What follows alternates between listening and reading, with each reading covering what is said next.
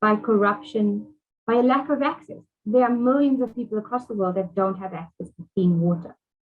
And in South Africa, there are weekly, if not daily, reports on the state of water across the country. And it's actually becoming really concerning.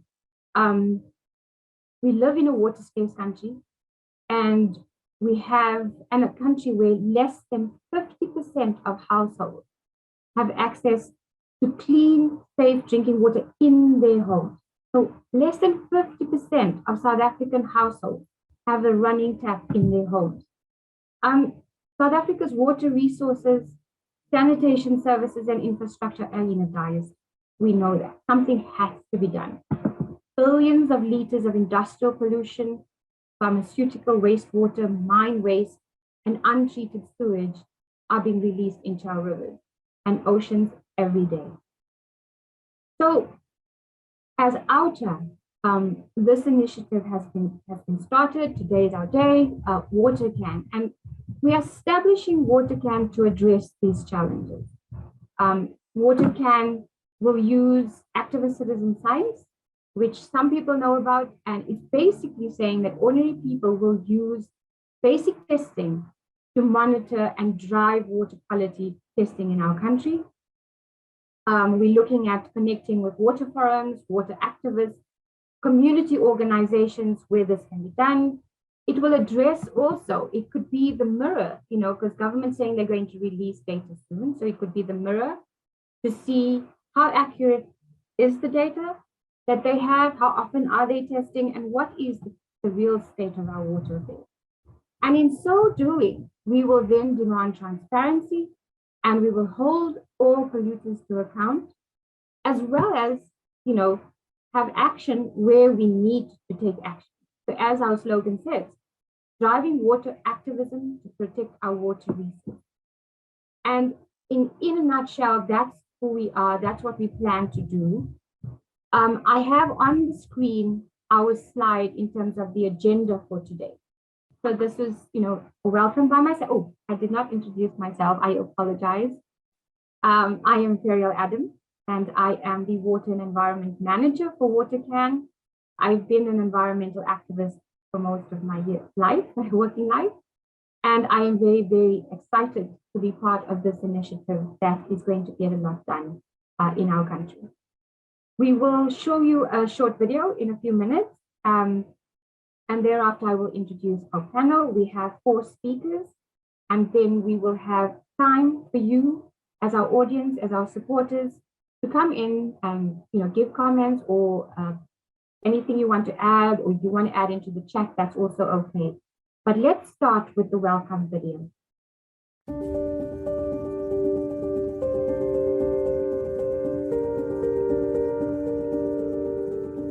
Welcome to WaterCan, a network of water activists across South Africa, utilizing citizen science to hold authorities accountable.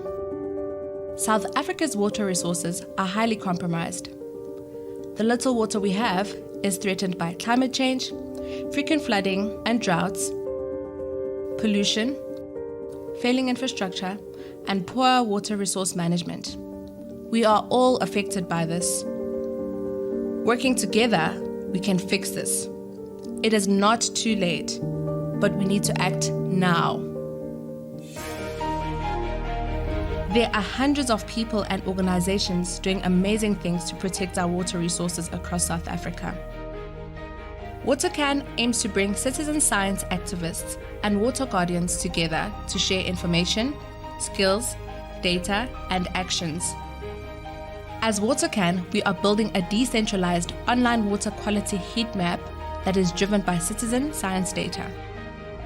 We want to ensure that where there is poor water quality in both rivers and drinking systems, we have a prescribed and coordinated approach to have the issue addressed and hold those in authority accountable. To increase citizen voices, collaboration, and participation in becoming the solution to the gathering of water quality information.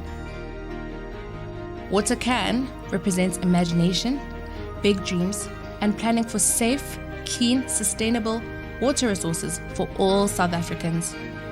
Time is running out. Our water resources need our urgent action. Get involved and become a part of WaterCan now.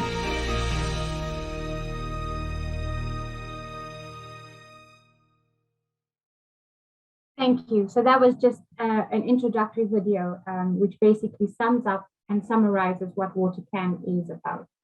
I hope that if you are interested, I will add into the chat box in a minute an email address that if you're interested, you have more questions, you want to find out more, we have an email address as well as a website that you can visit, which is simply watercan.org.za. And so let's start with our panelists for today. So I'm very happy to have very special panelists with very different experiences and important expertise in water in South Africa. Each guest will be given 10 minutes to speak. And thereafter, so we will first have the panelists, and then after that, we will open the floor for some discussion, questions, and points of clarification. I hope that you would be able to join us for all of that.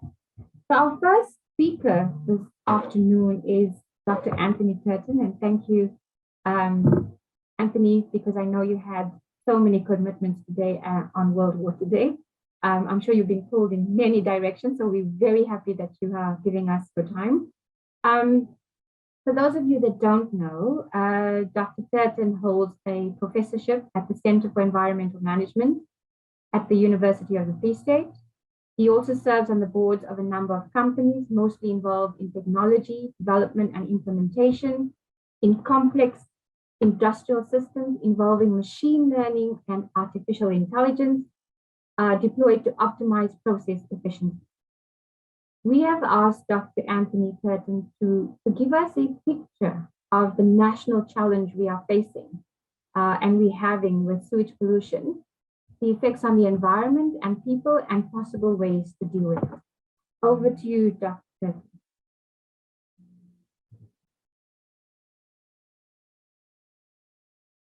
Unmute myself. Good afternoon to you all. It's a great pleasure to be associated with OUTA. I've had a long association with OUTA through the South African Business Water Chamber, where we've been actively working together, combining our resources to start working towards the establishment of an independent water oversight body or regulatory body. So, we're very, very pleased to be associated with OUTA, and I'm speaking now in my context as a founding member of the SA Business Water Chamber. But my main input today is as a professor from the Center for Environmental Management. Those of you that might know a bit about my background, I've been working on this water quality issue for a long, long time. And in fact, in 2008, I was doing a keynote address at the CSIR, a national conference called Science, Real and Relevant, where I put on the national agenda this whole issue of water quality, and that coincided with the presentation that we did to Parliament as the CSIR, where we gave the identical briefing to parliamentarians. And in effect, what we did, when I say we, this was the scientific community of which I simply happened to represent. So it wasn't me speaking; I was just the messenger. But what the message really was about was that in 2002, when the National Water Act produced the first national water resource strategy, which is the first high confidence study that the country had ever done to summarize or to build up an inventory of our national water resources under the new act, which gave the environment and basic human needs a right to its own water. And in light of the reserve, what is known as the reserve, the environmental reserve and the basic human needs reserve, in light of that reserve, the first national water resource strategy had to do a very high confidence study of the availability of water. In other words, they had to take stock of how much water was actually available in our total national resource at that point in time. And surprise, surprise, surprise. The first surprise was that if we applied the requirements of the Act, regarding the reserve, then we had allocated all of the water that we had available to us as a country. So in other words, we can say with a reasonably high level of confidence that if we're looking for a specific date, 2002 was the year when South Africa transitioned into fundamental water scarcity. In 2002, we became a water-constrained economy, and we can only continue to carry on if we did a couple of things. And one of those things should have been the heavy investment into science, engineering, and technology to start recovering and reusing the water that we have and recovering water from the ocean, desalination. That didn't happen. Didn't happen for a variety of reasons. And in fact, if we fast forward that, what we found in that study, 2002 study by a National Water Source Strategy study, I was part of the reference group in that study. And what we found there is that some of our river basins have been over-allocated by as much as 120%. And the total allocation of water across the entire country, if we take the reserve into consideration, we had allocated 98%. So 98% of 100% poses the question, what is the 100%? And the 100% at that point in time was, based on the best science we had available, 53 billion cubic meters, 53 BCM. That was the total volume of all the water in all of our rivers and dams on a national average. So 53. The total volume of all the water, all of our dams is 38. 38. So how do we manage this into the future, where the number 53 has now subsequently been revised downwards in a number of revisions as the science has improved and as the effect of climate change has become more manifest. So the number 53 has now been revised systematically down to less than 50, in the order of around about 48. I'm rounding out the numbers now. So in other words, the 100%, when we say we allocated 98% of 100%, the 100% was 53, but actually the 100% now is 48. So we have simply reached the limit of our available water. Now, this seems counterintuitive, because right now, as we sit here, something like 90% of our dams are at 100% full or very, very close to 100% full. So it's a counterintuitive thing that I'm saying, but this is the scientific reality on the ground.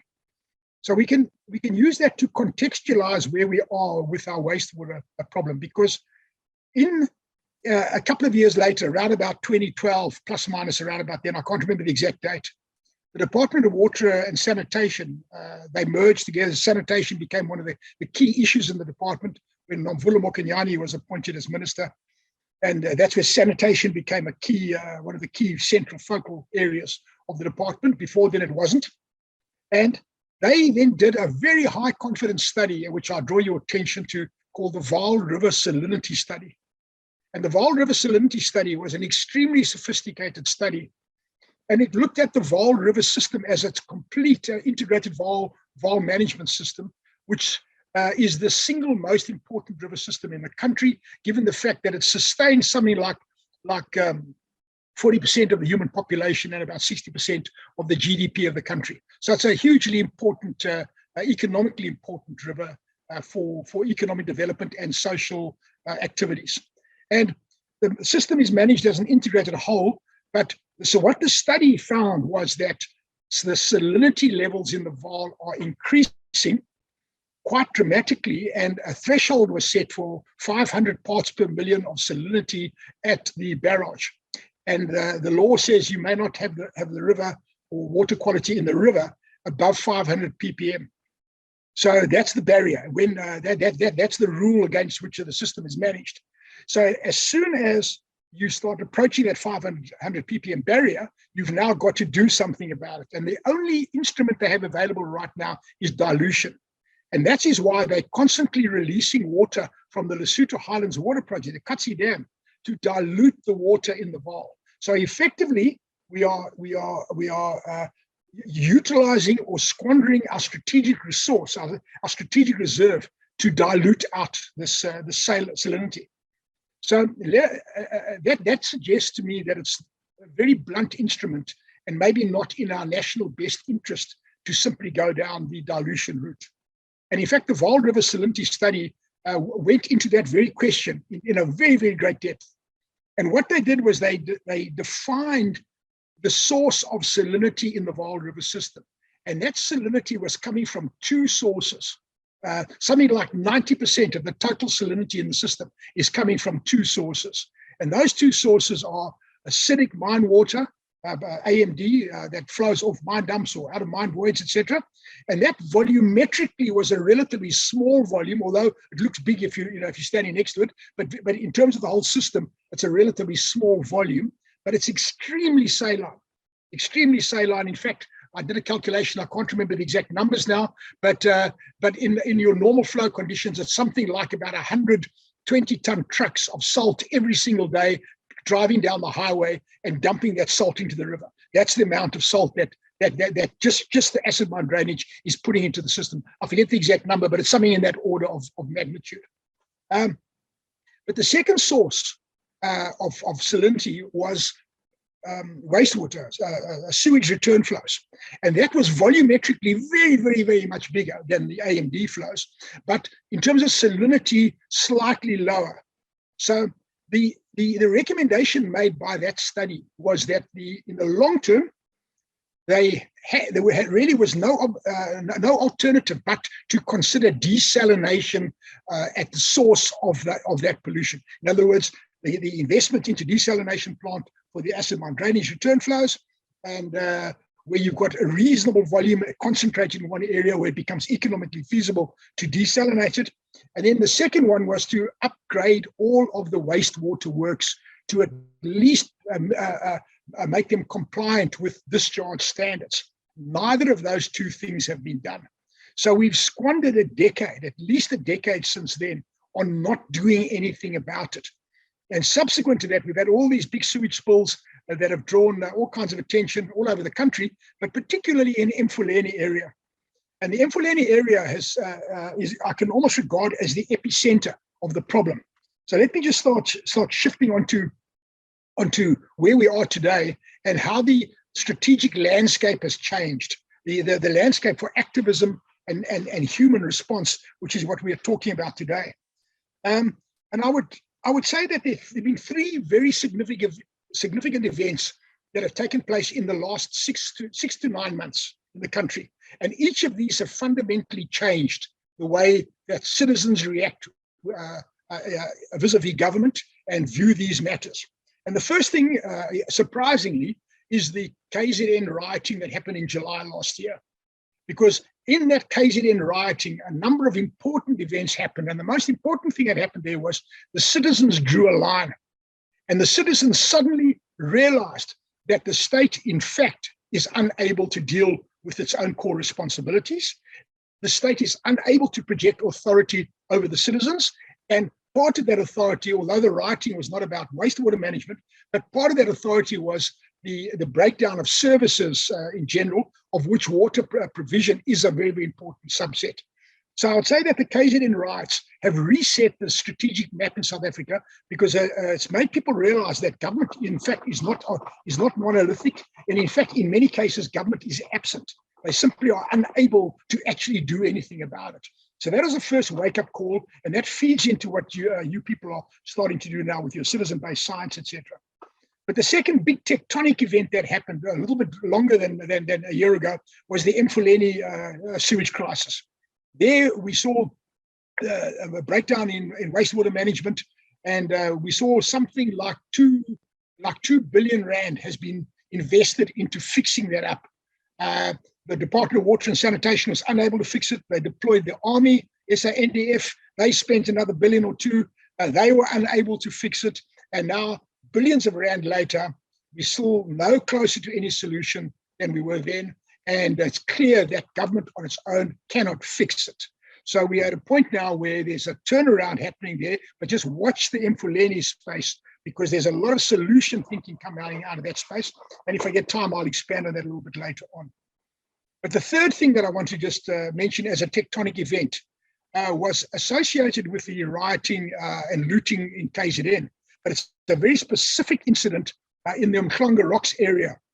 And that was a fire that occurred when looters tried to burn down a factory industrial complex. And that fire was in a warehouse owned by a chemical company called UPL Limited.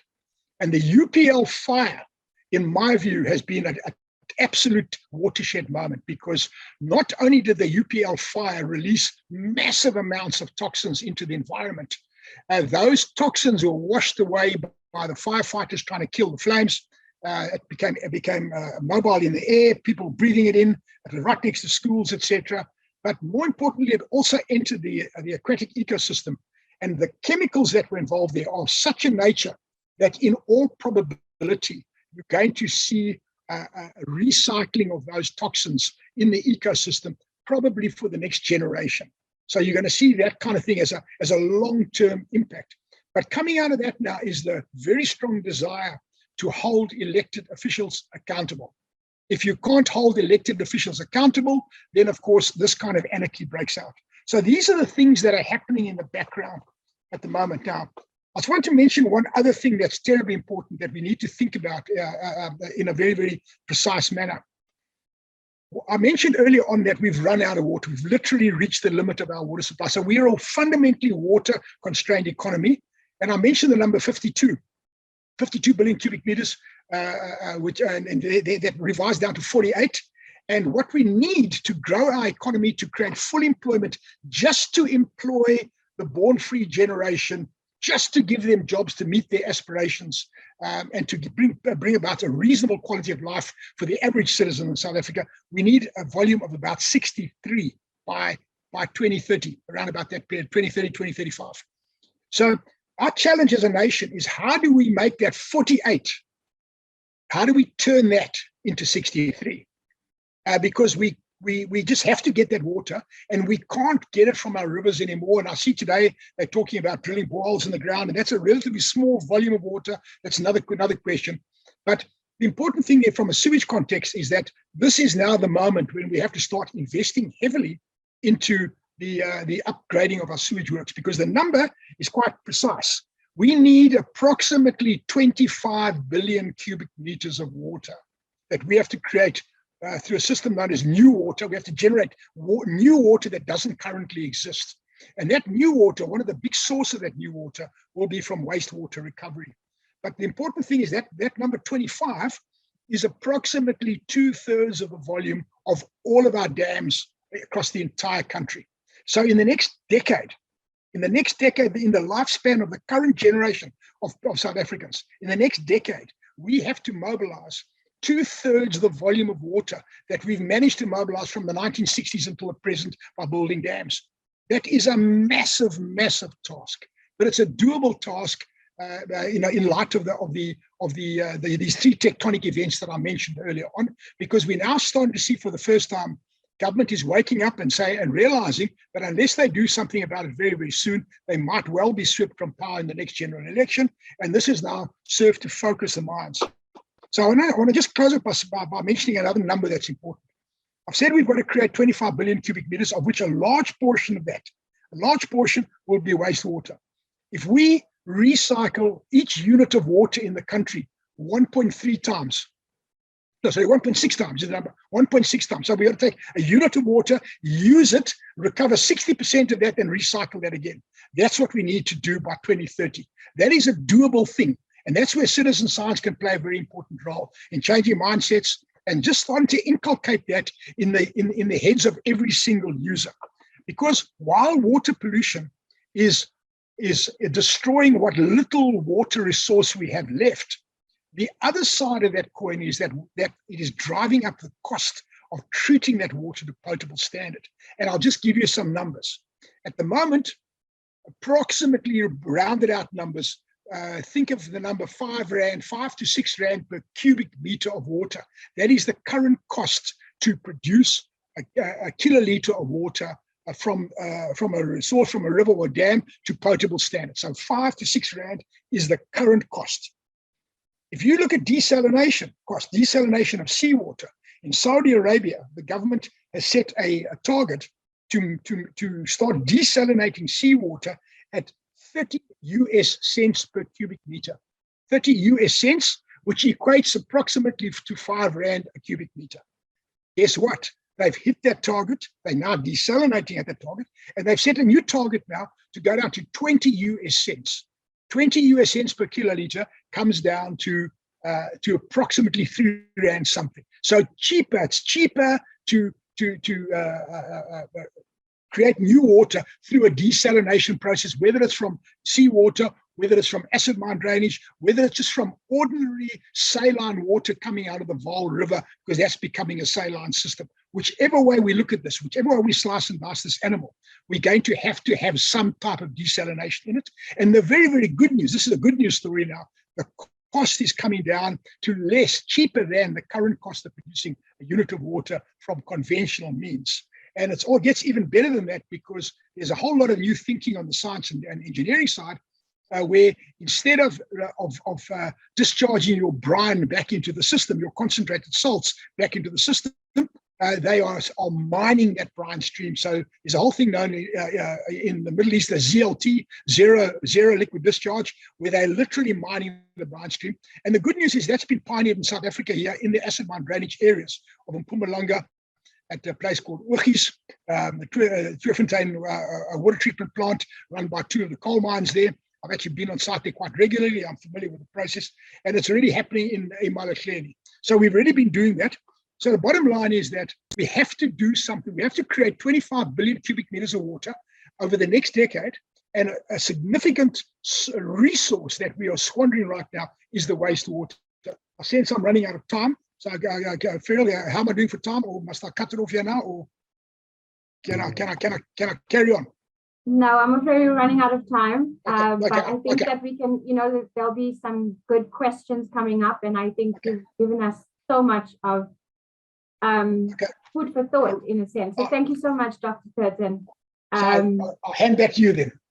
Thank you so much. Thank you. I think that there's so much that you said that partly is worrying and partly motivating as well. So I thank you for that. I mean, I think there was just a report this morning or this last week that municipalities keep demanding more water allocation, where several urban centers are losing at least 50% of their water through leaks.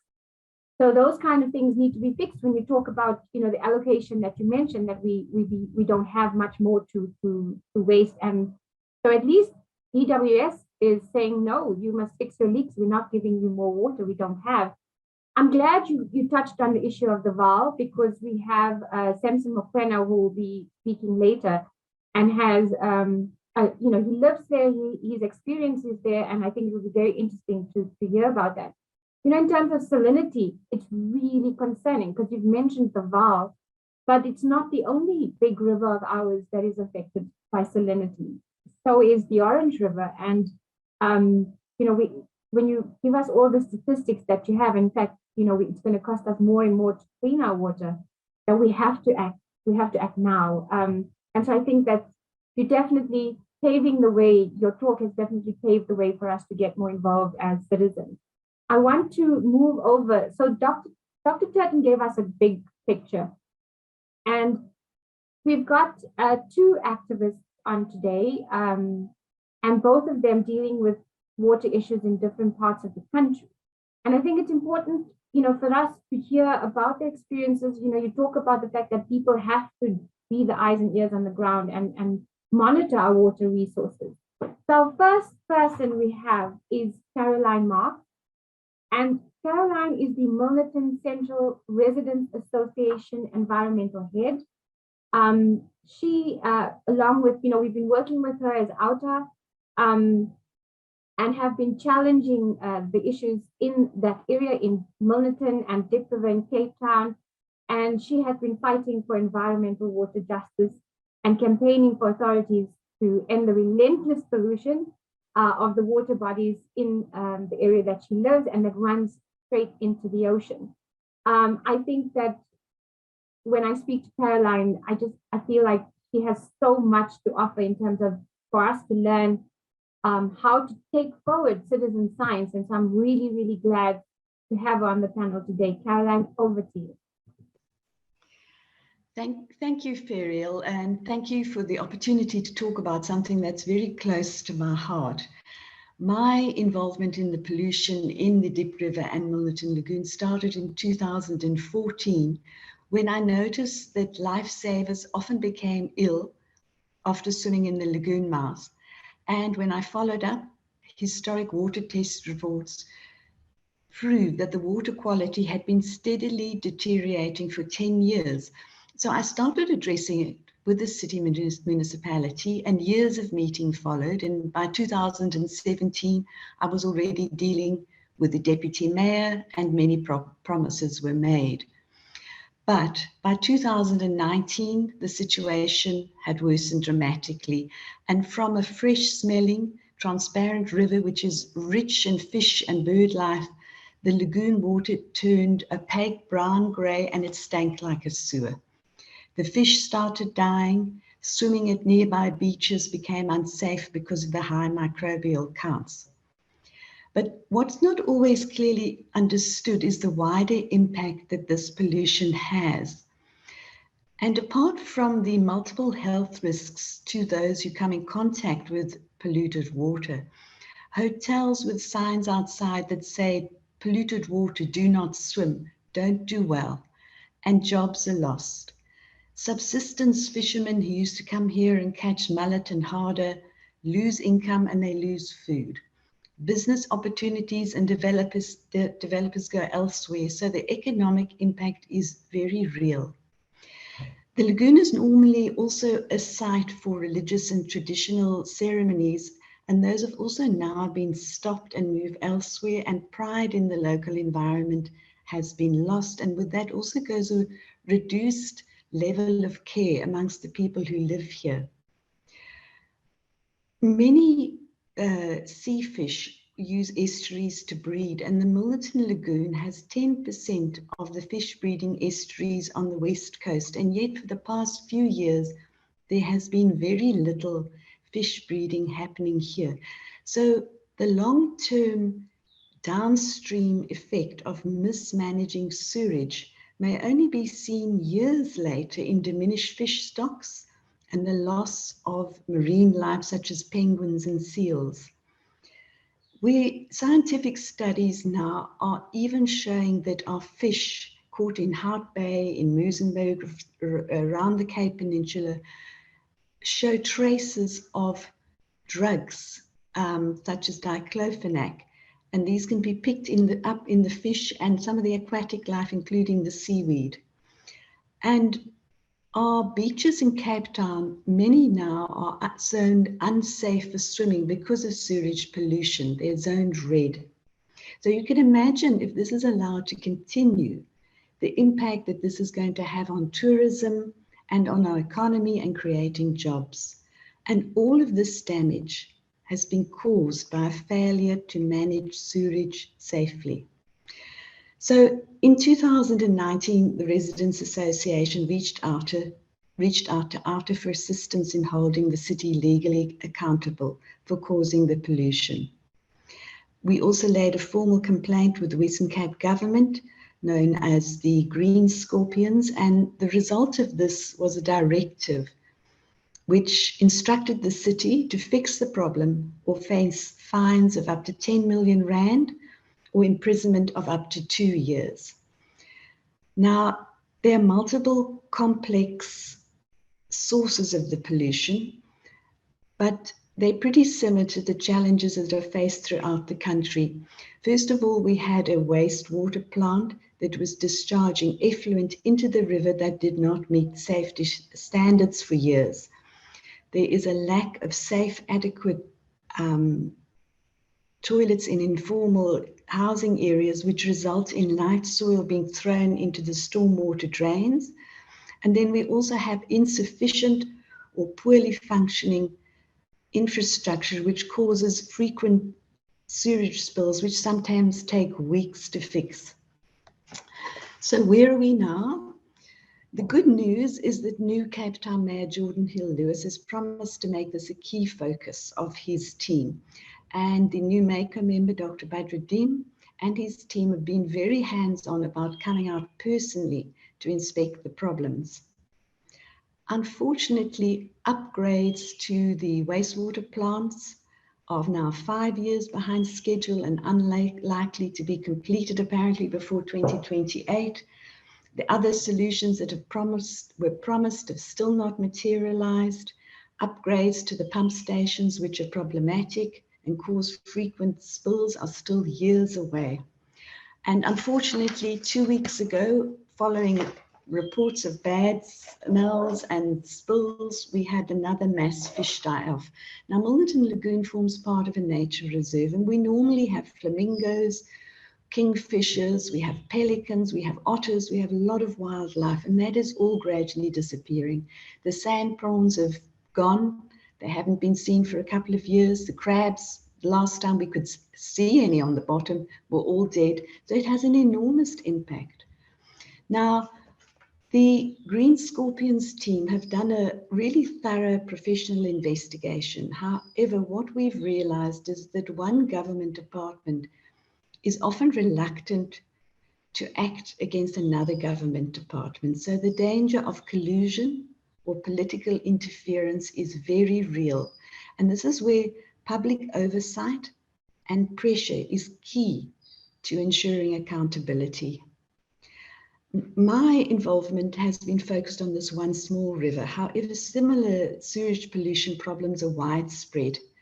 Recently, all 3 of the recreational flays in Cape Town were closed: Zandvlei, Zeekoevlei, Rietvlei. And this was all due to sewage spills. Other parts of South Africa are worse affected. As a law-abiding, rate-paying resident, I'd always assumed that I could trust government to deal with these problems. But even in Cape Town, which is one of the best functioning municipalities, this is proved incorrect.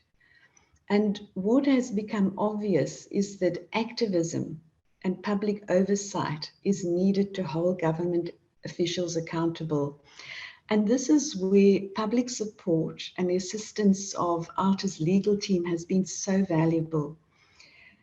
As an activist, it has taken me 7 years to date. And in hindsight, I probably spent years stumbling around in the dark, being fobbed off with promises and kept waiting, probably in the hope that I would give up and go away.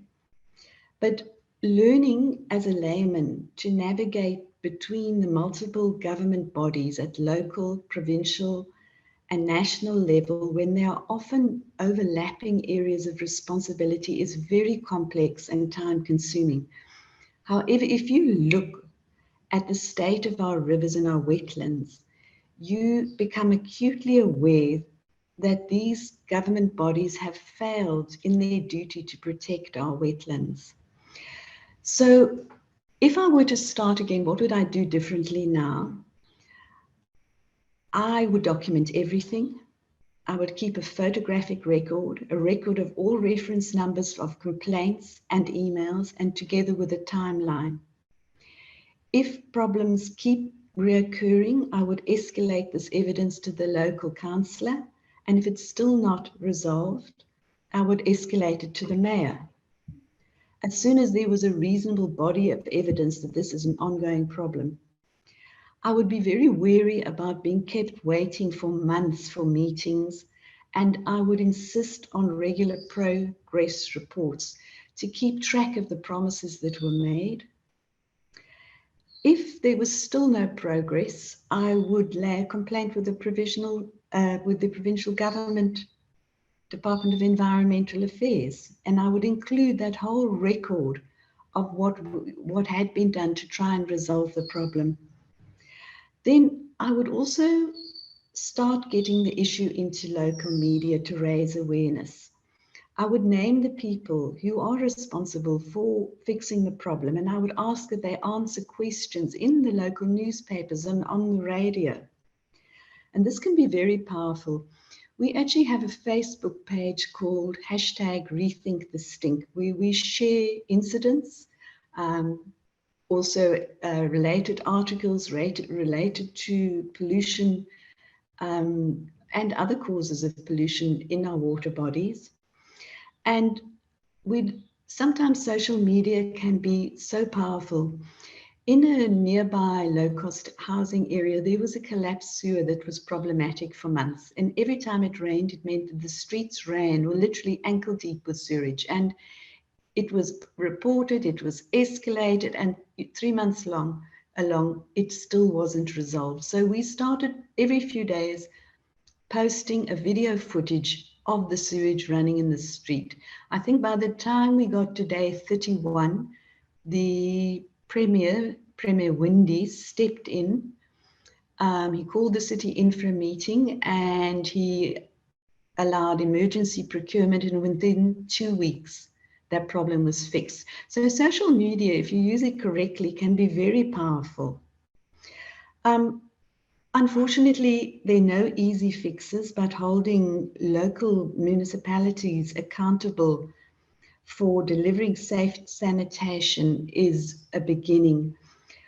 What we have also realized is that there is a huge need for an interim solution. Everybody aspires to waterborne sanitation, and yet I don't see it happening for most of our population within the next 10 to 20 years, if it's even possible within that time. So other solutions have to be looked at.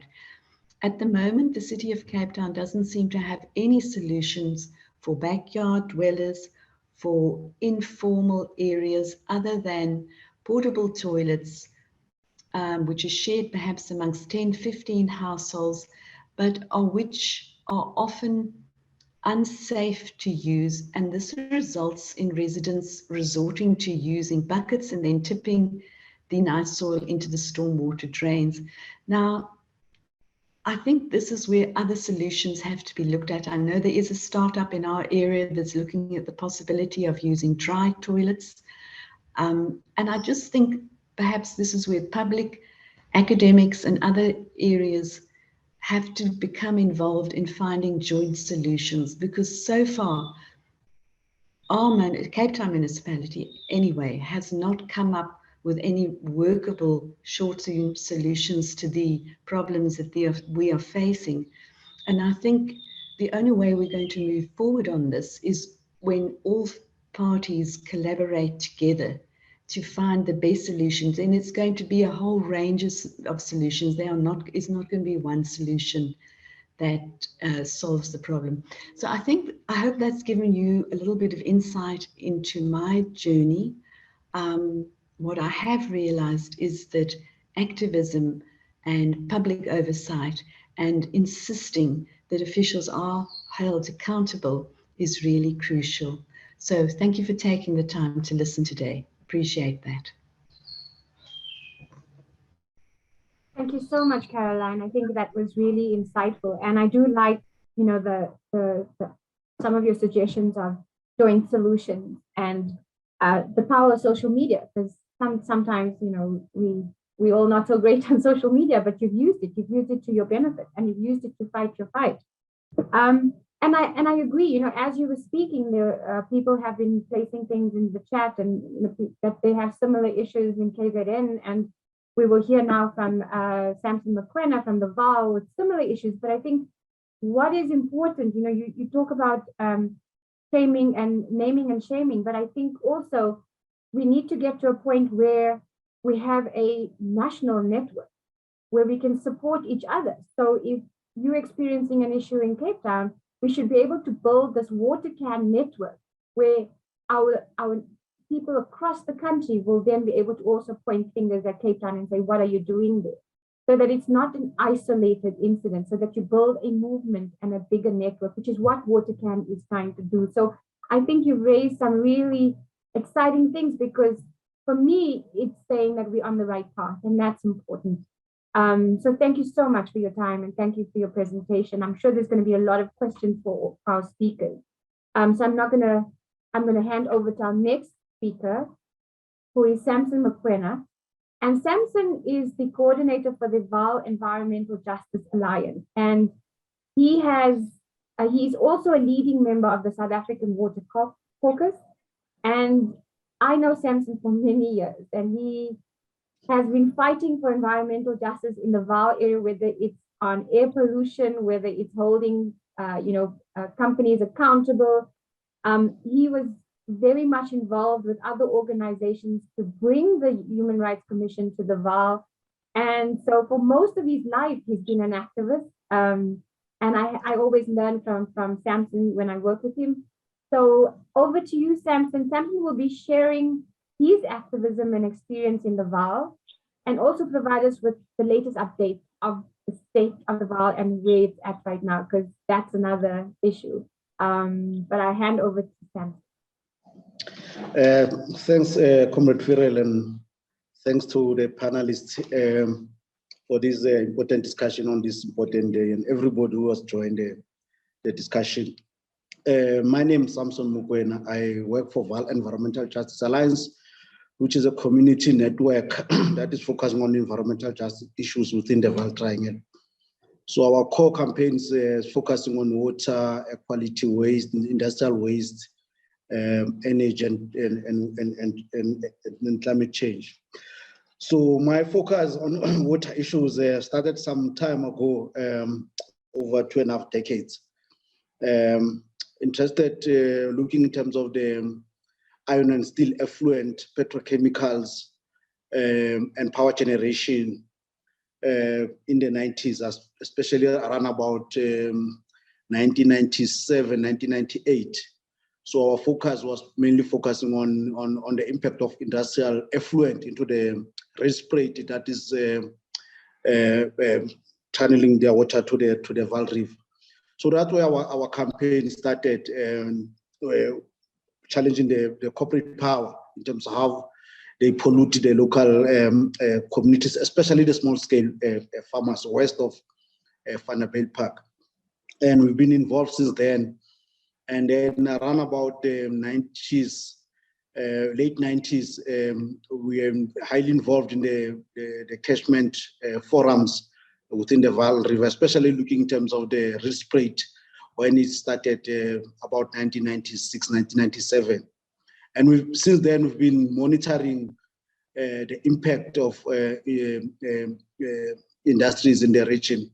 But around about the 2000s, it's where we started seeing the collapse of sewer infrastructure within the Vaal Triangle communities, especially in Sebokeng, especially the hostel residents, because most of those hostels were managed by then ISCO, and when it get privatized, the guys who took over never maintained anything there, and it's where we see the starting of the pollution, sewer in particular, starting to emerge. So since then, we've been monitoring it with our partners, SAVE, FSE, and other community organizations to look at the human impact of the sewer since then, around 2000s. And what we need to focus on, I think, it's the human health, the impact on humans, especially in townships like Sebokeng, Guipatong, Sharpeville, and it now moved into the suburbs of Vanderbijl, Vereeniging, and we see it coming all over the areas in the region. But the problem is that when the issue started emerging around 2000s, the Department of Water Affairs has been monitoring this impact because they are the ones who, in fact, who doing most of the testing, including the rainwater. And in the catchment forum, especially the risk rate water catchment forum, it's where the issue has been contested, because the department has failed to recognize that sewer problems was going to be the biggest pollution impact into the Vaal River system. And a number of studies that Dr. Chetendata spoke about, the Vaal Salinity study, the Vaal River health study, the classification study, it was clear that E. coli and salinity is one of the biggest impact in the Vaal River system. But the department decided to put a blind eye in terms of sorting out the problem, either through political interference and corruption that has led the situation in the Vaal River where it is. In around 2007, 2006, roughly there was a proposal to build a regional water sewer scheme west of Vanderbijl Park, to then decommission Sebokeng and Rispruit, and then take all the sewer to the regional water scheme, because what we have is that we have a growing population in south of Johannesburg, and we have a population growing at Mfuleni municipality. Once this population growth was still happening, there was a lack of infrastructure, particularly at sewer plant. That's where the problem started in around 2000s. And department, in terms of making sure that there is a proper interventions, they didn't come up with a proper intervention. There have been a number of interventions. I'll start by rainwater, around about 2000s. Rainwater came into the picture to train the operating officers at Sewage and Respirate and Luike. Rainwater left, the system collapsed. They brought Erwat in. Erwat tried to maintain do some maintenance at all three works. It left, the system collapsed. Rainwater was brought back also to do some interventions. That didn't work out. The military came in, never solved the problem. After the military, Erwat was brought back, Erwat also left, and now we are sitting with rainwater. The question is, if rainwater leave currently under Section 63, that the municipality has been put it under Water Services Act, is the situation going to be resolved? So we are doubtful that that is going to happen, because it is clear there is no proper plan in terms of how the water authority, which is fully under Mijalekwa, are going to take over after this intervention is done. Because we know that currently the municipality is under administration, and we know that there is a lack of funds. There's total collapse of local municipality down here. So that's why we are asking ourselves, is the situation going to be addressed after this current intervention? We know that Mfuleni is running about 40 plus water pump stations, 3 sewer works. And the question is what kind of a skill is being transferred to make sure that when rainwater leaves down here, the situation is no going to be where it is. As I said, that the biggest problem that we need to focus on here down here is the human health. We know that sewer runs into schools, it runs into clinics, it runs into the people's houses, and that has been one of the biggest problems that we've been facing. We know the report that Human Rights Commission released in 2018 in terms of what needs to be done. The question is now, there is a multiple stakeholder forums that are emerging all over the region to try to resolve the problem. And we call it to the Deputy Minister who's been deployed down there to have one consistent working group in terms of making sure that civil society, communities are updated in terms of the interventions, and to make sure that when the rainwater leaves down here, the municipality is in a proper position to run its own sewer network. But with the political interference that we are seeing down here, we are doubting that that will happen. And in the last meeting that we held with the Deputy Minister Mahlobo, as we are aware that under Section 63, he's been deployed by the minister to be full-time down here to look at in terms of and make sure that the interventions that the rainwater is proposing are well implemented. But the big question also is about the resources, because to fix the entire problem, you need about 7 billion. So the question is Treasury willing to send that money and making sure that the situation is going to be fixed? So that's the current situation. And as we are aware that the continuous pollution is a threat to human health.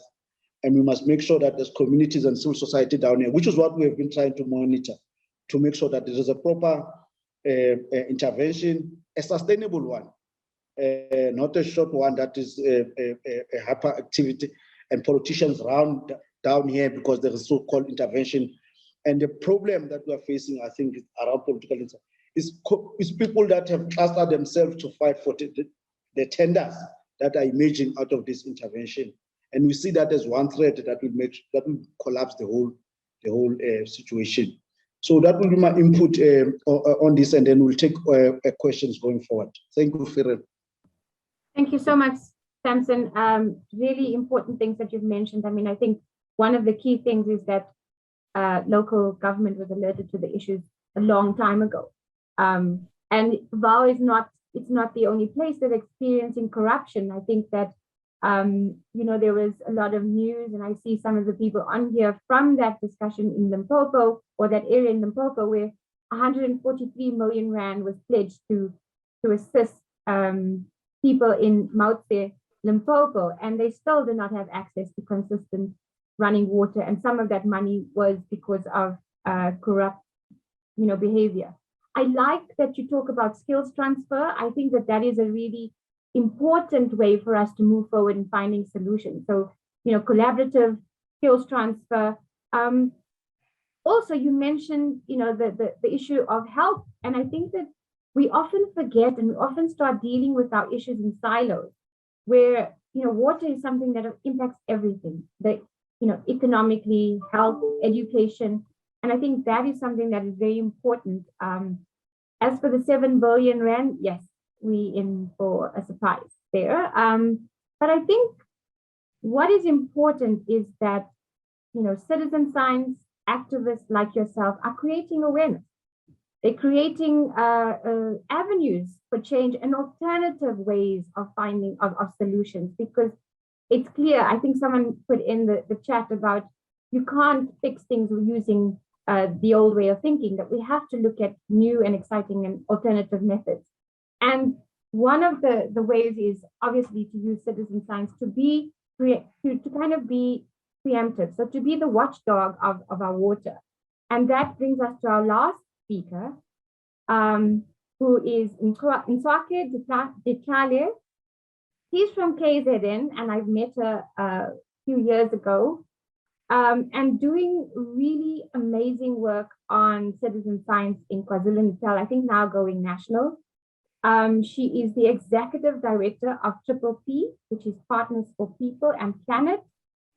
She has a background in nature conservation and has built her knowledge and experiences in water and citizen science.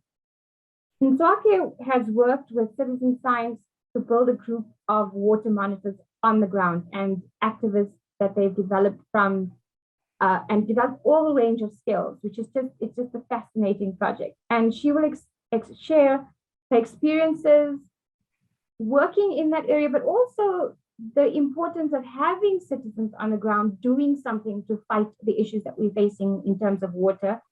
And we look forward to also partnering with Nswake on a big citizen science project, which I think she will mention. So I'll hand over to Nswake. Thank you, Farrell. I'm just going to share my screen. Sorry, Nswake, your sound is a little bit broken. Can you hear me? Yes, now I can. Thank you. Okay. I'm just going to quickly share my screen. I've prepared a presentation because I think it's more visual, to talk about some of the things that we've done. I hope this is the correct one. Please let me know when you can see the screen. Yes, I can see your screen, but you want to put it into a presentation for me? Yeah. Is it displaying properly? Yep, go ahead. Okay. So thank you for inviting us to share some of our experiences. I actually decided to talk about the My Water Check campaign that you mentioned that I'm going to mention. And so I decided to make this whole presentation on that. So the My Water Check campaign was inspired by the World Water Monitoring Day's message in 2021, talking about valuing water.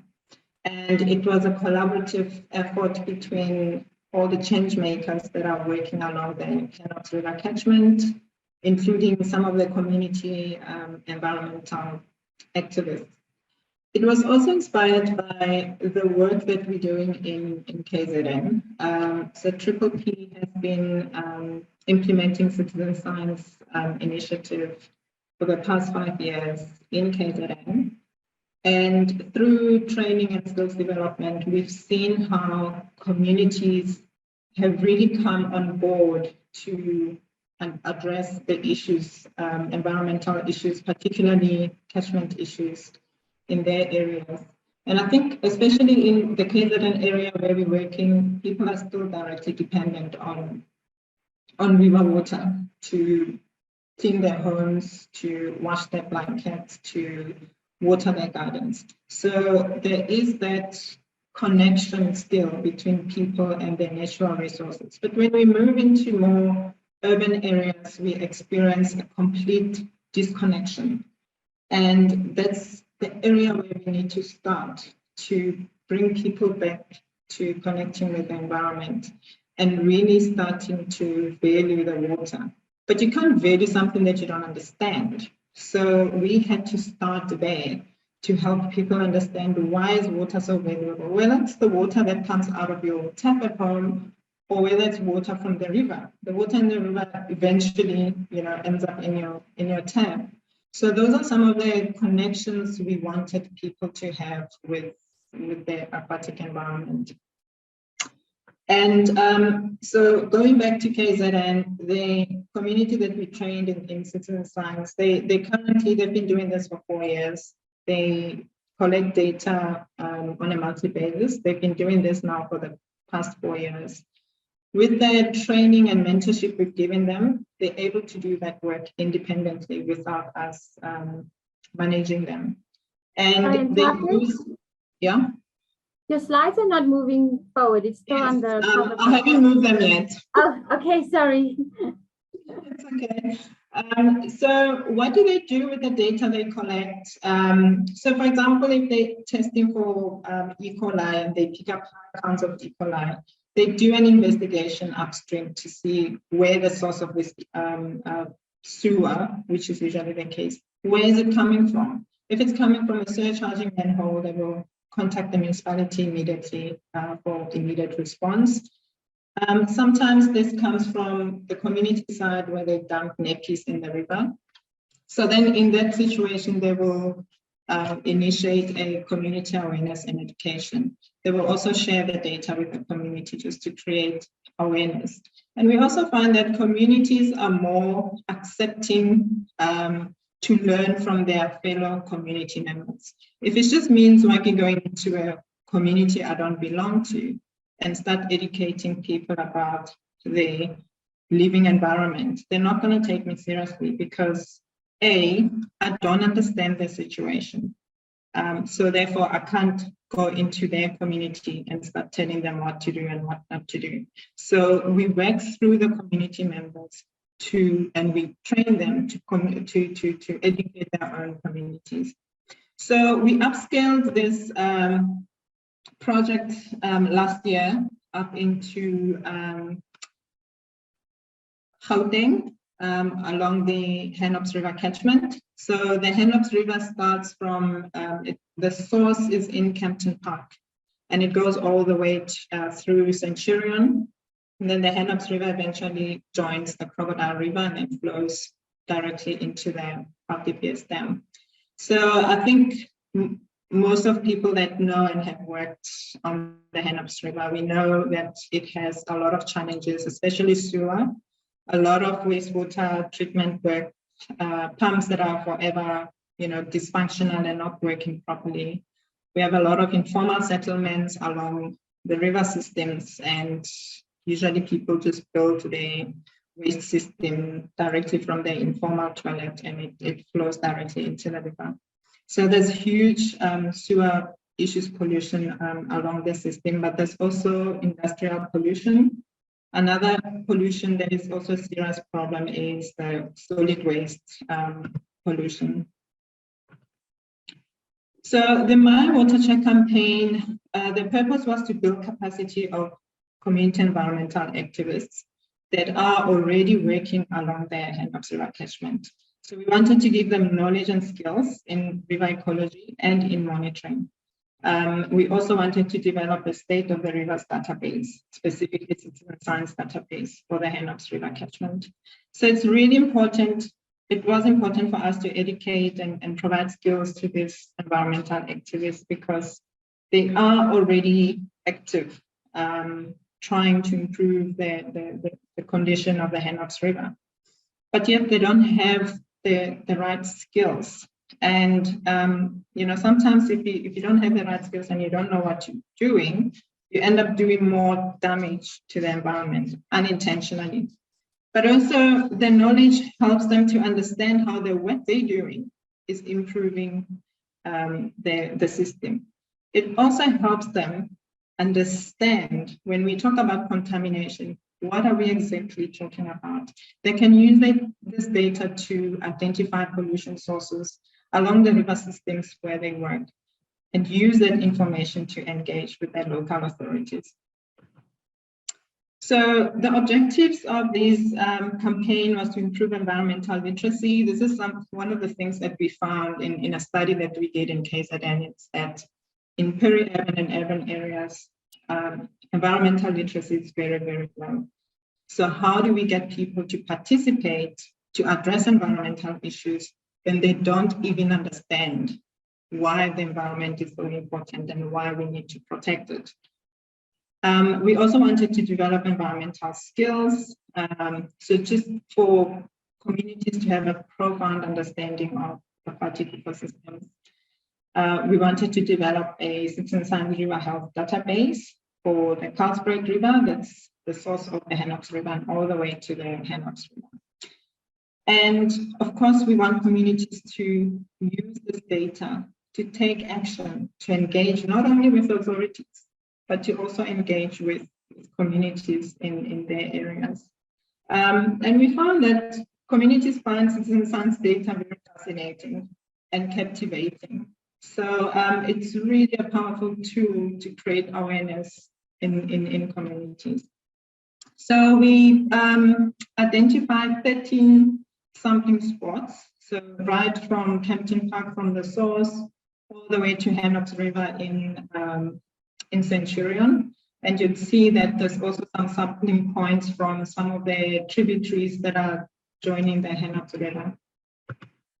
So the other thing I didn't mention is that we want to make this an annual project and also hopefully upscale it within the greater Hennops River catchment. So these are some of the parameters that we've tested, and also including water chemistry, and we looked at biological responses by using MiniSAS. We also looked at visual observation. So this is just when you're walking around at your site, just see what's going on around. Is there any invasive plants? Do you see a pollution source? This is to also train communities to be more visual and not just concentrate in the river itself, because the pollution comes from outside of the river. So we want people to be more aware of what's happening in the surroundings adjacent to the river, where are the potential pollutions that are impacting the river. So I won't go into great detail with the results. We're just running out of time. So out of the 13 sites, we couldn't test for E. coli in all the sites. So we had 5 main sites that indicated high levels in about 100,000 tons per CFU of E. coli. And I must mention that the night before this campaign, we had heavy downpours. So we of the opinion that there was already quite a lot of dilution in the system. So we had actually expected the results to be worse than they are. Also following the patterns of dissolved oxygen, we can see that it's below 50%. So that's also not a good indicator. We also had pH levels where mostly within acceptable levels. And also surprisingly, the phosphates were also within the acceptable levels, and we again suspect that it's because of the heavy rainfall from the night before. And here we're also looking at MiniSAS. So if you look at MiniSAS biological responses from organisms living in the river, you can see that it's in very, very poor condition. So some sites you'll see that there's no data for MiniSAS. For those that have used MiniSAS before, we know that it's habitat dependent. It also depends on whether there's flow in the water or not. So some sites were not suitable to do MiniSAS. And this is just the turbidity. We can see it's about 6 of the sites. We have very high turbidity and very moderate at some of the sites as well. So with the visual observation, we picked up that invasive alien plants and illegal dumping, so that's solid waste pollution, were the main issues along the river from the source to Centurion in the Hennops River. And I think also evidence of sewer. I just don't see it now. So what can we do? What is the role of citizen science data? It's really a good tool to engage communities. I mean, this community that we work with, it was various people from Tembisa Township, Diepsloot Township, Alexandra, Centurion, and they were really, really excited to be part of this initiative. They learned quite a lot, but they also, learned a lot around contamination. And some of them said to me, sure, next time I do a cleanup, I'm really going to look carefully under the rocks and see what organisms are in this river and see what type of pollution is in this river. So it's really just opening up the thinking and their minds around river pollution, and that it's not just about cleaning up that waste, it's also about preventing that pollution from the source. So, with citizen science data, you can identify pollution sources. You can monitor the positive or negative change in the system, especially for those people that are always working in the river, removing solid waste or removing invasive plants. It's also a good tool to engage with local municipalities. In KZN, where we work with a eThekwini municipality, it really works really, really well. I remember the one time our monitoring team, they collected the data and they picked up that E. coli counts are really, really high. And they found that it was a surcharging manhole. They called municipality, they didn't respond within 24 hours. This lady that has never said a word in her life, or who had never had any confidence, with the knowledge she had, she picked up the phone, she phoned municipality and said, listen, we phoned you 24 hours ago, you haven't responded. We're telling you that there's serious contamination happening in this river, and if you don't respond, we're going to post this result on Twitter. Municipality was there within 30 minutes to fix the surcharging manhole. And this is the platform we want to offer, underserved communities, especially because they don't have a platform to raise these issues. And citizen science can serve that purpose, and it can be a platform for underserved communities to raise these issues. We also don't have a national rivers database for citizen science, and that's something that we also want to develop. And I think with OUTA on board, that's something we definitely would like to develop. And I think I have mentioned the citizens' voice. I'm not going to share this. This is just a timeline of where we started and where we ended, and there was also quite a lot of training that we did in between, and practical training. And we also had a post-event workshop where we shared the data with everybody that was involved on the day.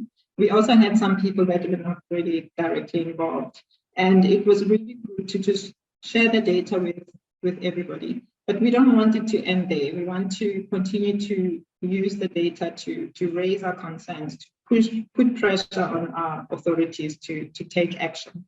I think they need to understand that communities are aware and enough is enough. And we want to see action, we want to see results, because the more they take forever to resolve these issues, the more damage is happening in these ecosystems. I always like to end with this slide. So, and this message that says, if you can't measure it, you can't understand it. And if you can't understand it, you can't manage it or improve it. And I added there as well that you also can't value it. So this picture, it's not related to the Hennops River catchment, but it's one of the wetlands in KZN in an area called Ezimbabwe. This is an area where we started working with this community in 2016. You're looking at a wetland that used to be a dumping site, and it was also infested with alien invasive plants. We started working with the community, and as we were working, we actually only then realized that this is actually a wetland. And you can see their houses are around the wetland, and people were complaining about mosquitoes, rodent infestation, snake population increasing in the area. And I think after a year, we've been cleaning and restoring this wetland. The community started noticing that there's less mosquito infestation, there's less rodents that end up in their homes, and therefore also they had very few snakes that ended up in their homes. And I think from that point, the community started understanding the value of a wetland system that's functioning properly. During the 2017 drought, the community was able to collect water from this wetland to use in their homes for cleaning and washing blankets, but obviously not for drinking. In 2019, in January, I received a call from a frantic project member, and he said to me, someone put up a kraal in the wetland because they said the grass is nice and lush and green for the goats to graze. So I said, okay, it's fine. Let's call a meeting and let's find out what's going on. 2 hours later, I get another call. Oh no, don't worry, it's sorted. And I thought, okay, what did you do? We don't want to fight with the community. I said, no, it's actually not us. It's the community living around the wetlands that broke down the kraal. And they said they won't tolerate anyone damaging this wetland.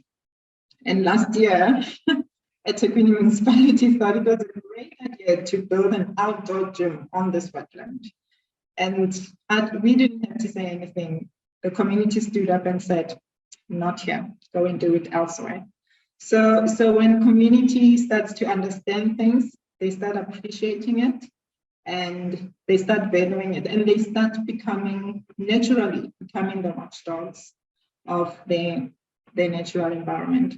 So thank you very much. I love this work, and I'm also very excited to be part of the weekend. Thank you. Thank you so much, Mswati. And yes, definitely, I know you love the work. And I think you're one of the foremost citizen science people we have in water. And I love that you talked about the My Water Check campaign, because as WaterCan, we'll be doing stuff around that as well. So please keep your eyes and ears on the ground for that. And I think you've kind of also, brought to the fore that citizen science can be so powerful in different ways. And I think we definitely have to work towards building this WaterCan network. There's been so many people in the chat who've said how important this is. We need the data, and that is exactly what WaterCan is about. We want people to test around the country. We're developing a water quality heat map, and we want people to just easily upload their data onto a map that all of us can use, so that it's accessible to all of us. And that's what WaterCan is about. And I think that it's very needed. And I can see us, making this a success together with so many people online. I can hear their comments and see their comments, that this can be something we work toward and strengthen where we're going with WaterCan. We will go a little bit over time, because I think that there's so many questions and there's so many, if people want to have some, we will have some discussion a little bit. And we will be taking some questions. So the floor is open. If you do want to have a comment on what has been said, or ask a question on what has been said, if it's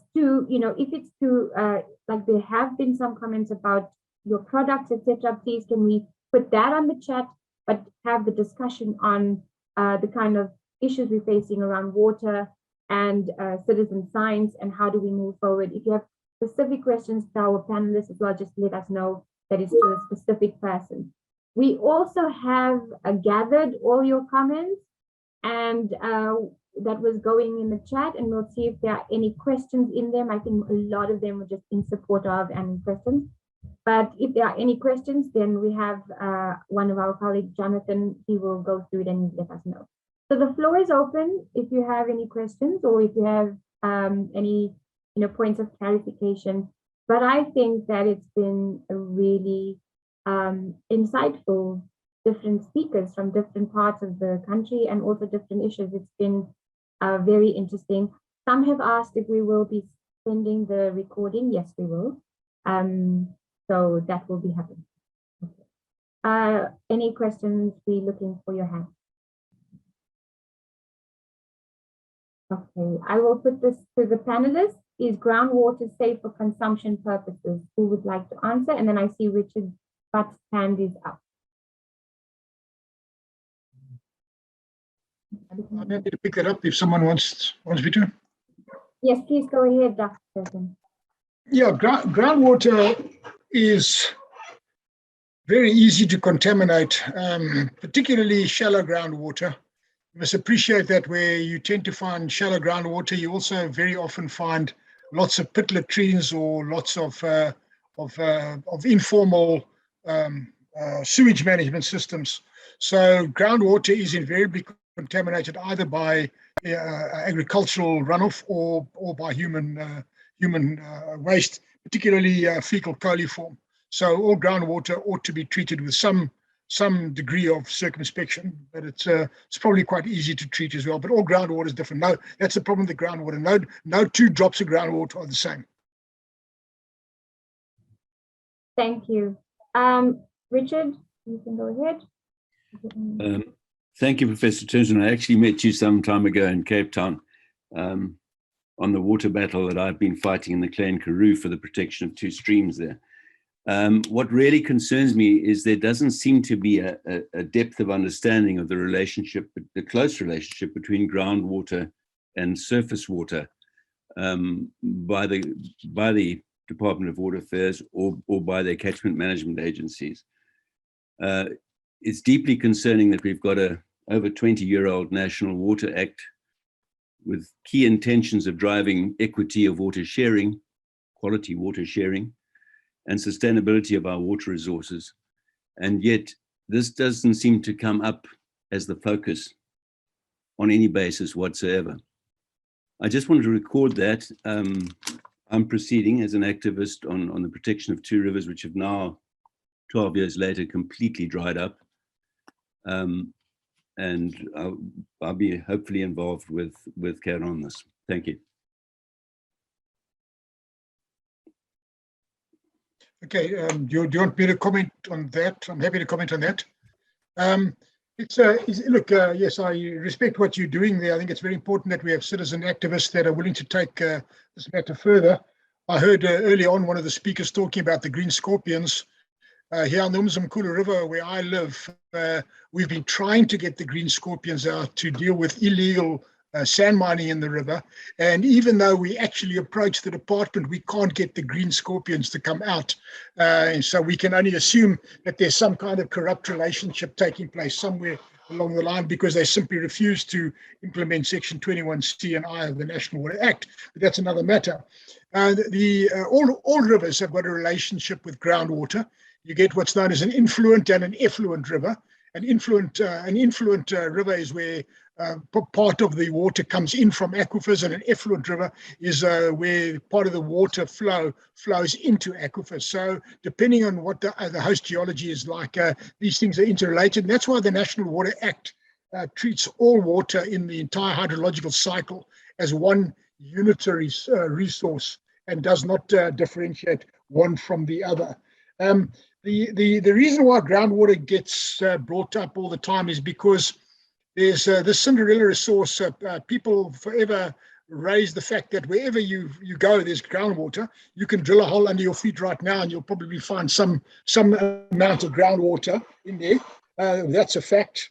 But whether that groundwater is viable, whether it's uncontaminated, or whether it's cost effective to bring an electric cable to that borehole, and then equip the borehole with a machine, and then maintain that for the next 20 years, make sure it doesn't get stolen, and then pipe it from there back into a main reticulation system. These are all of the hidden costs that people never talk about. And that's one of the reasons why groundwater remains the Cinderella resource. It is obviously an important resource, but it's not a major resource in the total mix of a country. And if you had to weigh up the value of the different components of the resource, then the lowest cost, easiest option is probably recovering water from waste, because we're then solving a waste management problem and doing something useful with it. So there's a whole sort of cost-benefit analysis process that one has to go through.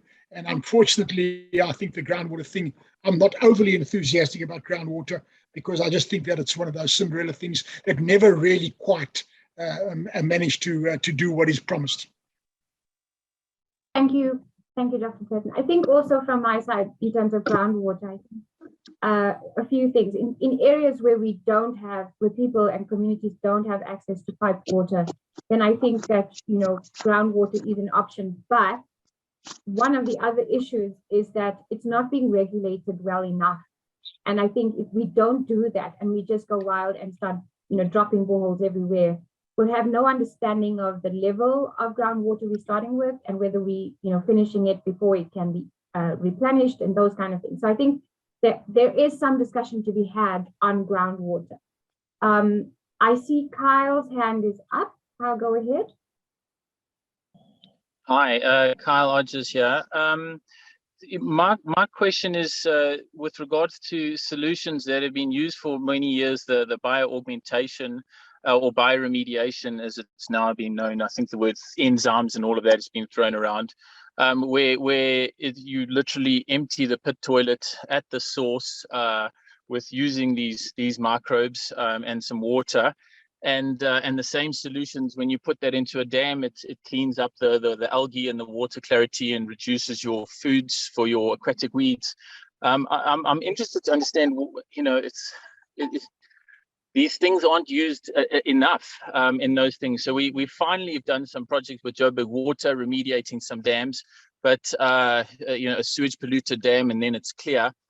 But why aren't these solutions used enough as another tool in the box of this puzzle which we're all trying to fix? Thank you. Thank you.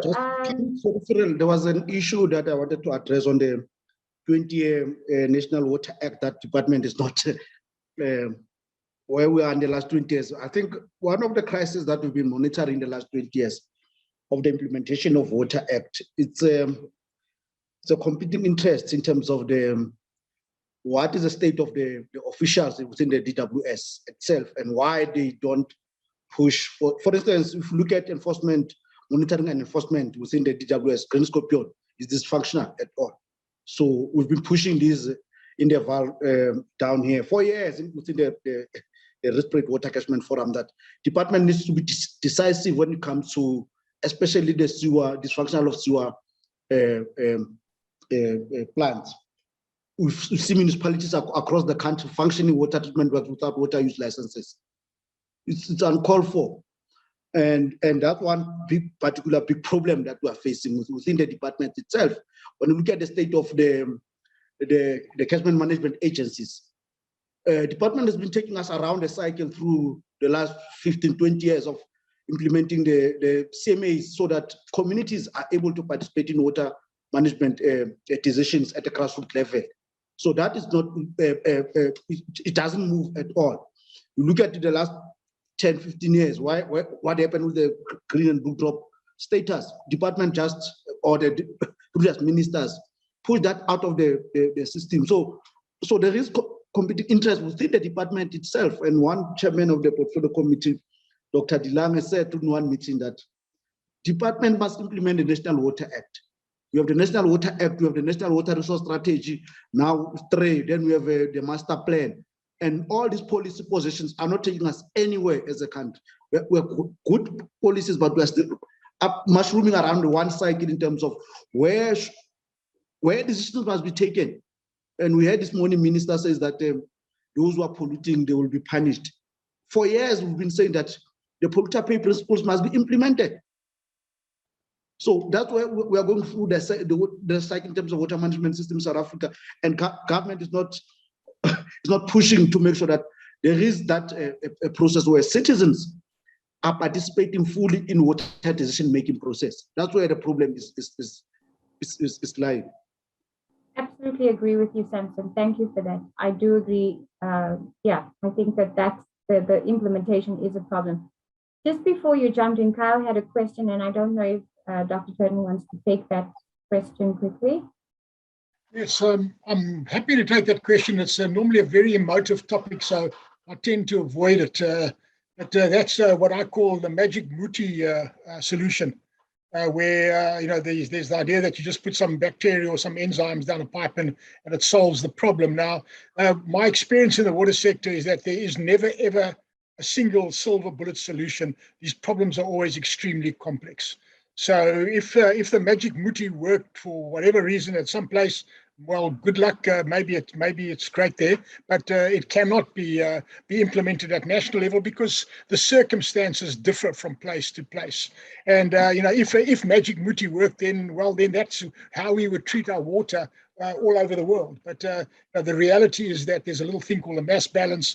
The mass balance doesn't really work out on the magic muti stuff, and you can't suddenly make your nutrients disappear. They've got to go somewhere, and so it's a very complicated thing. But I know that terrain is fiercely protected by guardians, so I tend to back off from that. Samson mentioned something about catchment management agencies. The simple reality is that very few of them have ever been rolled out. So the National Water Act has in fact failed. The National Water Act as an act has not been implementable. And the very complex, onerous, bureaucratic demands made of the state by the Act has never actually been fulfilled. And I will even go so far as to say that this is one of the reasons why we have such a high level of unemployment today, because all of your water users are faced with such complicated water use license applications that it has in fact become a handbrake on investment. And that's also a very emotive topic, and I don't want to get too involved in that either, but I would certainly put on the table the fact that the complications arising from the bureaucratic overload is an inhibitor to job creation without any question of doubt. I'm not saying that we mustn't regulate. I'm just saying that we've got to get the balance. Sorry. Thank you, Dr. Burton. I think you're right. I think that there's no magic muti, and you have to look at specific issues as you go along. I think in terms of what Samson was saying as well, is that we know that the catchment management agencies have not been set up properly and they're not functioning, but the catchment management forums have been set up to some extent. But we need to look at a way of how do we as citizen scientists or activists make it so that we can start inputting properly into these forums. I think that it's very frustrating, and I can imagine Samson as an activist on the ground where people are not listening to you and government's not listening. So we need to change that. And I think we've said it, I think a few people have said it, is that we need to actually build this network of water activists and guardians to have a bigger voice and to take on government where we need to. There were a few questions. I think one person mentioned that they think their water is contaminated in Cape Town. I would suggest you get in touch with Caroline, as Karen has said, Caroline Marks, or you can email us at info@watercan.org.za, and we can connect you to Caroline, who could advise on how to test your water in that area. That is exactly what we want this network to be. As OUTA, we are also going to be looking at testing and creating data and asking people to feed into the water quality heat map all the data that they have, so that we have something that we can use together, a platform that we can use together. I'm going to hand over to Jonathan, because there are some questions that were put onto the chat, and maybe Jonathan, you could just read some of those out if it was specific to a particular panelist. Just mention exactly who as well. Yes, thanks, Veryl. There is one question that came quite early in the chat by David Fulton from Aquadal area, I think that is. And I'd imagine this is probably targeted at Anthony, but the question is, what is the status of disposal of the desalination byproduct in SA? Can the infrastructure accommodate or absorb the brine or saline disposal? Yes, I'm happy to deal with that. The simple answer is yes, it is. And in fact, it's pioneered by the mining industry in the Imalakeni area. You must appreciate that when you desalinate anything, you effectively concentrate the salt that's in there. So brine disposal is a huge challenge, and normally about a third of the volume of fluid that you process comes out as brine. Now, this is not possible in the acid mine drainage space because your brine has got a chemical characteristic known as it's hydrophilic, so it attracts more water. So if you store it in a dam, it's like a thick, sludgy, sort of jelly-like material, and it keeps on attracting water. It never dries up. And people will drown it, animals will drown it, etc. So in South Africa, University of Cape Town developed a technology known as eutectic freeze crystallization, where they freeze the crystals and they can extract 98% of the water.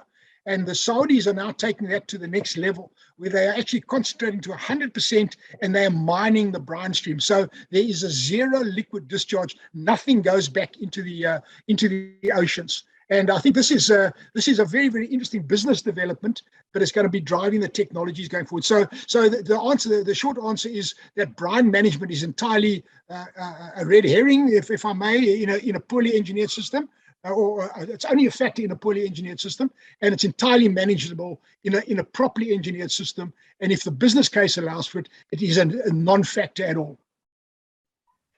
Thank you. We've also got some inputs on water testing. Bonani Madikazila from the Water Research Commission just made a statement saying that your data is highly sought after by the SDG 2030 reporting team. So let's work together. Whilst Janet Simpkins from Adopt a River Eco Solutions in KZN said they have the same problems in Ngani River and the catchment is fraught with sewage issues, and of course they are testing. Meanwhile, Francis Berger actually put a question to Tswaki saying, can you please, and perhaps Tswaki would like a comment from you on this one, can you please extend your sampling points on the HENOPS to a point below the Sunderland Ridge wastewater treatment works? Over to you, Tswaki. Thank you. We would obviously like to include as many areas as possible, but at the end of the day, it's controlled by the amount of funds that we have. So Francis, if we have enough funds to expand our sampling points, we'll definitely consider that area. Thank you. We've just got one more question, which I'll come to. There were some comments on technology and solutions. I think Lizelle van Rooyen quoted Albert Einstein, said you cannot solve a problem with the same mind that created it, which I think is, whilst Talita Scott just mentioned that Caroline Marks mentioned a startup, and that startup is Flamingo Sanitation Solutions. So just to give you some kind of idea. On infrastructure skills and standards, Brendan Reynolds from the Institute of Plumbing SA just made a note that he said a standard has been written at the SABS and it seems to be functioning well on non-sewage sanitation systems. But he did make a statement, and perhaps I'm not certain who can speak to this, that one of the forgotten issues is there is over 100,000 unqualified plumbers working in the industry, often interconnecting sewage and stormwater networks. They often interconnect sewage and stormwater networks. So perhaps this is more for Samson as well, and it's Tswaki, you're obviously on the ground fair, but do you often come across when you do your investigations that this is the case, that what should be normal, just normal water or drainage water running into a system is in fact wastewater running into a system? And do you often find really bad plumbing to blame? Yeah, I'm able to come. In Sebokeng, there was an upgrade of the sewer pipes, and the plumbers there linked the sewer pipes to the drinking water system. And when people then open their potable water taps, then we had a sewer coming there, because the way it was designed, the hospital was designed, it was an old model where you have a sewer pipe running in front of your houses, linked parallel to the potable water drinking system. So it caused the havoc because it just comes as it comes. You know, people will just flush. If you try to flush in next door, it goes to somebody's tap in next door. So it's just a chaotic situation that you find there, and then it comes out of your zinc. It comes out, you know, it's, yeah, we're a tour with the media group. It's such an unbearable situation where people have to live with it on a daily basis inside their houses, and can imagine. And that was a contractor that had to fix the problem that is there, and people cannot are just living with that such a chaotic situation in their houses. So thank you, Samson. I mean, you cannot even imagine that experience. So I think, yes, there's a lot to do. I think we're going to close the discussion. I do know that there's a lot. And look, this is the first of many. I think that there have been some important things that have come out of our launch of WaterCan. We now open, we live. That there's a lot of challenges that we need to take up. I think that the issue of desalination is one that needs to have a lot more discussion and debate because of the expense, and also it's energy intensive in a country where we can't be without load shedding for a week. So I think those need to be weighed up, and we need to, a broader discussion on those kind of things. But in brief, I mean, I just want to thank everyone for attending this launch, for attending this discussion on World Water Day.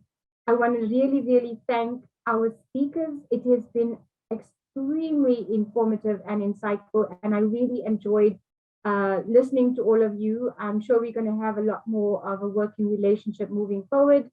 There have been many people who have joined the chat. I hope we can connect as well. Join the webinar. I hope that we can connect as we're moving forward and building this network of citizen science activists on the ground. Just to mention that tomorrow evening, we will be having, that's Wednesday, 23rd March, we have something called OUTA Hour. I don't know how many of you know about OUTA Hour, but it's a live broadcast discussion that we have. And we'll be having Mariette Lifferen that will be talking about her experiences and activism around water. So that should also be quite informative. We are building and developing the water quality heat map. So if you have data, if you've been testing and you're happy to share and have an open source kind of data, please get in touch with us. We'd love to have your data to put onto a map as a start. And then also look out for the dates. We will be having something on the 22nd of April, which is Earth Day. And then we are wanting to have testing around the country on the 18th of September, which we will definitely remind you about, which is the World Water Monitoring Day. The OUTA Hour is at 7 p.m. on Wednesdays on OUTA's Facebook and YouTube. Please find it and join. There's some very informative discussions. It also get to know OUTA more, get to know WaterCan more.